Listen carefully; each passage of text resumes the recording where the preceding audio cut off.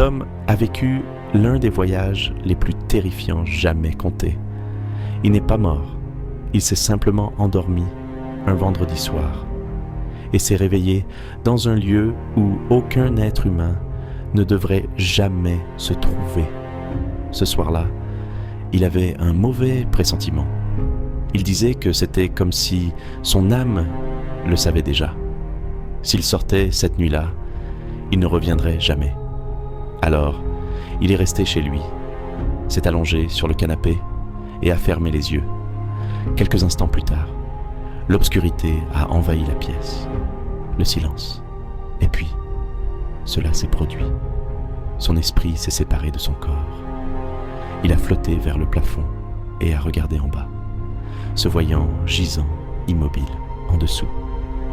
Il a essayé de tendre la main, de revenir, mais des forces invisibles l'ont tiré plus haut, plus vite, l'entraînant dans un vide de rire. Un rire maléfique, froid, moqueur, inhumain. Il a été traîné à travers un tunnel de ténèbres jusqu'à ce qu'il atterrisse dans un monde sans lumière, sans vie. Il s'est retrouvé debout sur un sol gris et désert. Des arbres morts l'entouraient et l'air portait une odeur pire que la mort elle-même. Des ténèbres surgirent des démons aux yeux rouges, jaunes et verts, brûlants de haine. Ils lui enchaînèrent les bras et le traînèrent dans un tunnel empli de cris. Il vit des rivières de feu, des âmes se consumer sans fin, leur peau fondant pour se régénérer aussitôt et brûler à nouveau. Il n'y avait ni repos, ni eau, ni échappatoire. Parmi les tourmentés se trouvaient des pasteurs, des croyants et d'anciens chrétiens, prisonniers de leur hypocrisie, de leur orgueil et de leurs péchés cachés. Il vit des âmes supplier « Laissez-moi sortir, je changerai, donnez-moi une autre chance. » Mais en enfer, il n'y a pas de seconde chance. Là-bas, le temps n'existe plus, seule la souffrance compte. Puis, aussi soudainement qu'elle avait commencé, la torture cessa, les flammes s'écartèrent et, de la lumière aveuglante, émergea un ange, grand, radieux, vêtu de blanc, brandissant une épée de feu.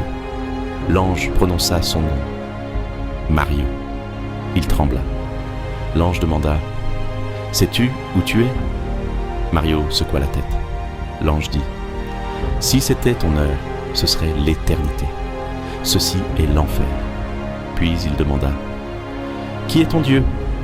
Mario hésita, jusqu'à ce que des souvenirs lui reviennent en mémoire. 2 personnes lui avaient dit un jour « Jésus t'aime ».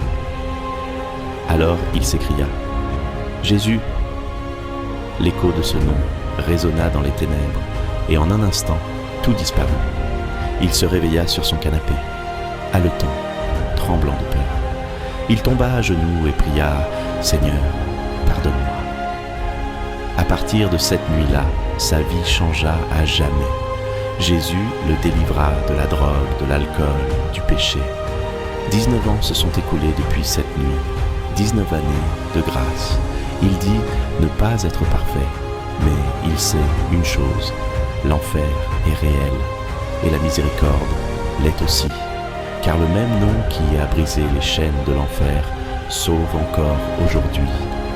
Jésus sauve pour toujours.